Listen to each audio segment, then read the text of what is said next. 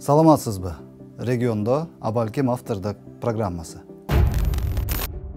Кыргызда кылгылыкты кылып коюп, кылжып менен бууп коюп, кээде ырсайып, кээде момоюп, кээде акыл үйрөтүп отурган адамдар тууралуу жакшы сөздөр айтылбайт эмеспи? Кыргыз-тажик, кыргыз-өзбек чек арасына байланыштуу маселелерде да кудум ушундай биздин саясатчыларыбыз кезинде ити чөп жеп, айтканы айткан, дегени деген болуп жүргөн жогорку мамлекеттик кызматкерлерибиз да бар экени айтылып жүргөнү белгилүү. Бүгүн эми президент Садыр Жапаров дал ушул маселе боюнча журналист тарабынан суралган кыргыз-тажик чек арасындагы куралдуу аскердик чыр-чатактардын айынан биздин жарандарыбыздын өмүрү кыйылып, өлкөбүздүн тынчтыгына, бүтүндүгүнө түздөн-түз кооптуулукту жаратып жаткан жагдайдын тарыхый негизги себептерин ачык айтты. Көрсө, күн алыс соц тармактардан чыгып алып, кыргыз элине акыл үйрөтүп, өзүн эң эле сабаттуу кылып көрсөтүп келе жаткан, Кыргызстандын бүтүндүгү үчүн жанын тобокелге сала тургандай образда көрүнгүсү келип жүргөн кишилердин бир кол тамгасы Кыргызстаныбыздын башына мына ушундай терс жагдайлардын келип чыгышына, кыргыз-тажик чек арасынын тез арада чечилбей жатышына себеп болуп жатыптыр. Мен чек араны бүгүн отуруп алып кол коюшуп чечкенге даярмын. Бирок ал бизден зависит этпейт атат. Чек ара маселеси бул оюнчук маселе эмес экен. Ооба биздин 36 жаран өлдү былтыр апрель айында Тажикстан менен болгон кагылышууда ошо 36 жараныбыз өлдү. Бул 30 жылдан бери чечилбей келаткан маселе экен. Биз ага чейин Өзбекстан менен маселени чек араларыбызды такташып келатканбыз. Өзбекстан менен бүткөндөн кийин анан Тажикстанга өтөлү дегенбиз. Ага чейин мен ошо Тажикстандын чек арасы боюнча кагаздарды карай эле келем. Май айында мен улуттук коопсуздук кызматынан баягы өкмөттөр аралык комиссиянын кагаздарын алдырып келдим. Ал жерде 3 талаш тартыш маселе бар экен. Бирөөсү болсо жана 4 көчө менен ошол жана жак өрүк менен көк таш. Ушул жерде 275 метр. Анан кийин Борукка кеткен жол. И үчүнчүсү Баткен району менен Лейлек районунан талаш жерлер бар экен. Бирок алар юридикалык жактан биз аяктан правбыз. Ал эми 4 көчө боюнча 2009 жылы 3 мартта Адахан Мадумаров Совет Безопасности болуп турган мезгилде кол коюп берип салган протокол бар экен, мына ким ондай. Ушул жерди алар биздики деп атат. Мен айтып атам, жок, силердики эмес. Бул жер 100 жылдан бери биз өтүп жүргөн жер Лейлекке. Десем, алар муну бетибизге такап атат. Мына Мадумаров секретарь Совет Безопасностьна кол коюп берген деп атат. Ал мындай кол коюптур. Ошол 275 метр жер Тажикстандык экенин тааныйм дептир, ооба силердики деп бериптир дагы. Бирок кайра 49 жылга бизге арендага берип тургула дептир, деп кол коюптур мына. Ошо менен ушул протокол менен 49 жылга арендага алгансыңар силер деп атат. 12 жылыңар бүттү, 37 жылдан кийин же жабабыз, же кайра сүйлөшүүлөрдүн негизинде узартабыз деп атат.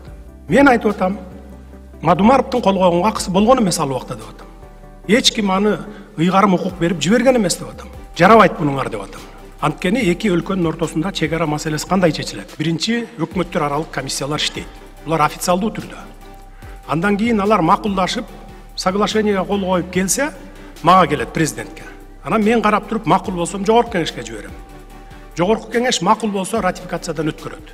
Кайра мага келет дагы, анан мен кол койгондон кийин бүттү эки мамлекеттин ортосунда чек ара бекемделди, чечилди десек болот. Башка бир дагы тармактын акысы жок барып кол койгонго. Мен ошого таянып атам. Анын эч ким укук берген эмес. Бул протокол жараксыз деп атам. Бул жерде спор жок. Башка жерди чечели деп атам. Мына ушинтип талашып келатабыз. Эгер чеч, сенде күнөө кетип атат, бүгүн эле азыр эле чеч десеңер, анда чечип кое берем. Бирок биз буга жол бербейбиз. 275 метр жер эмес, 5 метр жер биз бергенге акыбыз жок. Бул менин менчик жерим же сиздин менчик жериңиз эмес, бул элдин жери, мамлекеттин жери. 100 жылдан бери ошол жерге каттап жүргөн жер.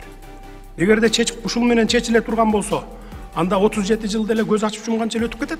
37 жылдан кийин ал Лейлек толук анклав болуп калат. Ушуга макул болуп чечебизби? Жок, бул юридикалык документ эмес деп биз ушундай талаш тартышыбыз бар. Андан сырткары ошол, эми ачык эле айтып коеюн, эми кеп болуп кетти. Лейлек менен Баткенде 210 000 гектар жер талаш жер деп атат. 1924 жылы бул жерлер силерге өтүп кеткен деп атат. Ушуну менен биз ушу жерди бересиңер деп атат. Мен айтып атам, жок, силерге бул жер өтүп кеткен болсо, бизге өтүп кеткен болсо 24 жылы. Анда 24 жылы биздике мургап өтүп кеткен деп атам силерге. Ал жер 3 миллион гектар жер. Анда аны бергиле, анда биз силерге бу жерди берейин. Бу жердеги элди мен ошол жака көчүрүп кетейин деп атам. Жок дейт, андай эмес дейт. Жок, бу жер биздики. Мына ушул эле маселе. Кудай буйрса, мен ойлойм, тынчтык жолу менен, сүйлөшүүлөр жолу менен биздин эле тарапка же Тажикстандын эле тарабына оодарбастан эки жактын тең кызыкчылыгын бирдей карап туруп, анан чечебиз. Көпчүлүгү биздин саясатчылардын илгерки ата-бабаларыбыздын айрымдарынын саясий катачылык, мамлекеттик ишмердүүлүк катачылыгынын кесепетинен ушул көп жерлерибиз талаш болуп атат. Мисалы мен эми атын атабай эле айтайын, бир жерибизди ушул кошуна мамлекет менен 1956 жылы протоколдоштуруп, ошо айыл өкмөт башчысы, областтын, райондун башчысы берип жиберген экен. Биз эттин планын толтура албайбыз, анан ушул жердин налогун төлөй албайбыз, мына ушу кошуна өлкө төлөсүн деп өткөрүп берип койгон экен. Өзүбүздүн ата-бабаларыбыз, мамлекеттик ишмерлерибиз өткөрүп берип койгон экен. Мына ошонун кесепетинен дагы бир топ талаш тартыштар болду, бирок биз бир топ жерин кайра кайтарып алып атабыз ошону. Мына эми мен жамандагандай эле болбойн, ушул эле Адахан Кимсанбаевич Мадумаров боюнча. Өзү абдан билимдүү, сүйлөсө тили буудай куурат дегендей. Анан ушундай катачылыктарды неге кетирет дейм да. Мына 2007 жылга чейин аягына чейин мен депутат болгом. Каркыраны мен бербей чырылдап өткөрбөй койгомун такыр. 10 чакты жол алып келишкен парламентке. 2007 жылдын аягында бизди депутаттыктан таратып ийди. 2008 жылдын апрель айында ак жол менен келишти. Адахан Кимсанбаевич өзү спикер эле. Добушка койду дагы өткөрбөйдү. Ошол жерден Ибрагим Жунусов чырылдап ыйлап турду. Вай, могу жерде катачылык бар Каркырада, таласта бар, ана мына Чүйдөк эле жана Абиездеги 2 заправка турган жер.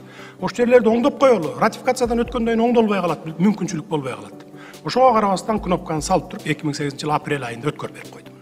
2009 жылы бул кылыгы болуп атат. Ошон үчүн биз ар бир жасаган кадамыбызды жет өлчөп, бир кесип жасашыбыз керек. Бул мамлекеттин кызматка баргандан кийин ал оюнчук эмес, ал эл үчүн жалгыз сенин эле өзүңдүн эле ишиң эмес да.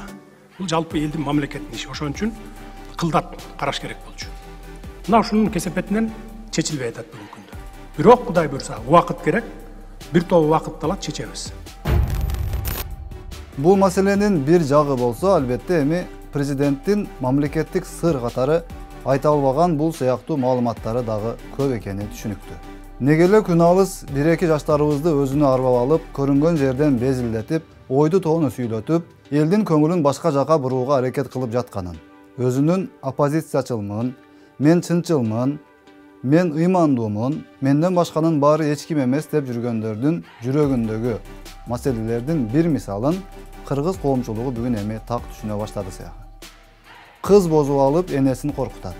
Ууру күчтүү болсо, эсин доого жыгат деген сыяктуу элибиз арасындагы накыл кептер мына ушундай учурларга толугу менен дал келип турат. Саясат өз жолу менен улана берчү нерсе деңизчи, бирок өзүңдүн адамдык абийириң алдында мейли элден коркпосоң, ошол чек арадагы карапайым журтубуздун азабынан коркпосоң, жүз жоктук кылып, көрүнгөнгө күнөөнү артып, өзүңдү периште кылып көрсөтүүнү кесип кылып алган болсоң, анда жок дегенде жараткан Аллах Тааланын алдында тообо кылууга кантип болбосун.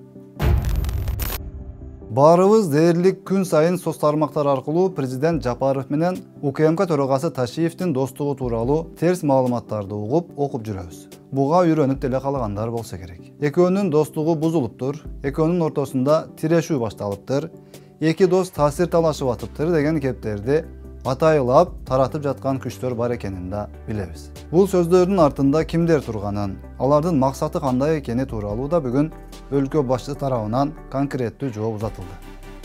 Анан дагы буга чейин айрым баягы ушак айың менен, айрыкча Садыр Жапаров менен Камчыбек Ташиевди эптеп ар нерсеге байланыштырып каралоо менен күн көрүп калган сайттар дүйнө жүзүндөгү адамдар үчүн өтө пайдалуу ачылыш кылгандай болушуп, резиденцияда Ташиев жашап атыптыр деп айгай салып жатышканын да билсеңиз керек. Президент бүгүн бул маселеге да так жообун узатты. Экөөбүздүн мамилебиз жапжакшынакай, эч качан бузулбайт. Биз башкалардай эмеспиз. 16 жылдан бери биз жакын таанышпыз. 2005 жылдан бери карай саясатта бирге келатабыз. Саясаттын ысыгына күйдүк, суугуна тоңдук, баспаган чокту да бастык, сууну да кечтик, бардык азаптарды да бирге тарттык, жыргалчылыкты да бирге көрдүк. Ошондуктан эч кандай мамилебиз бузулбайт, мындан ары дагы бузулбайт. биринчи 100% кепилдикти Кудай гана берет, мен 99% кепилдикти мен берем сиздерге. Бузулбайт эч кандай. Бул ушак сөздөр. Албетте баягы коомчулукта баягы экөөнү чабыштыра коеюн, анан ортодо мен бир пайда көрөйүн деген саясатчылар көп бизде. Аганда аракет кылышты барып. Ой, сен бу жерде ГКМБнын башчысы болуп отура берсең, сен жок болуп кетесиң эртең. Эл унутуп калат сени. Сен барып туруп парламентке барып спикер боло калышың керек деген күчтөр да чыкты. Жок, бирок биз андай алдырган жокпуз аны. Андай чагымчылдардын жетегине кетип калган жокпуз. Кетпейбиз да мындан кийин. Госрезиденцияда ооба, Ташиев госрезиденцияда жашайт. Госрезиденцияда бул мамлекеттик үйдө. Аны кимдер жашайт, кимдер жашабайт, аны управ делами менен мен чечем. Мен уруксат бергенмин. Анткени Ташиевдин коопсуздугу керек. Акыркы убактарда мына кандай иштеп атат, өзүңүздөр деле көрүп атасыздар, эл журт баа берип атат. Анан кийин аны мындай сен мамлекет үчүн каны жаныңды аябай иште, коопсуздугун көчөдө кала берсин деген мамиле кылсак, анда эртең эч ким иштебей коет мамлекеттин кызыкчылыгы үчүн. Ошондуктан Демек, айласы кетип, жумурткадан кыр издеп, эмне кылаарын билбей, кийим кечесине, жашаган үйүнө, барган батасына, той топурасына болсо дагы асылып, жасалма рейтингтерди чыгарган болуп, элин атынан сүйлөп, өзүн кыйын эксперт сезип, өзүн кыйын саясатчы сезип, Жапаров менен Ташиевке зыяныбыз тийип жатат деп өздөрүн жыргатып, күн алыс кафе клубтарда майрамдап, ырдап, бийлеп, ичип жегенине сүйүнүп булар жүрүшкөндө, мамлекетибиздин, бүтүндөй кыргыз элибиздин жүгүн мойнуна алган президент Жапаров менен УКМК башчысы Ташиев армияны, айрыкча чек ара кызматын күчтөндүрүүгө аракет кылып жүргөнүн көрүп турабыз. Туркияда жасалып жаткан Байрактар жана Россияда жасалып жаткан Арлан 10E моделиндеги учкучсуз учуучу аскердик аппараттардын сатып алынышы эч кандай жардам иретинде эмес, кайрымдуулук эмес, өзүбүздүн акчага сатып алынып жатканы ар бир патриот кыргызстандыкты кубандырганы талашсыз. Мындан ары мамлекет бирөөнүн жардамына муктаж болуп, башка мамлекеттер качан бизге жардам берет экен деп карабастан, өзүбүздүн акчага, өзүбүздүн мүмкүнчүлүк менен сатып алууга бүгүнкү күндө мамлекетте финансы пайда болду жана бул маселени президент тапшырышы менен биз аткарып атабыз.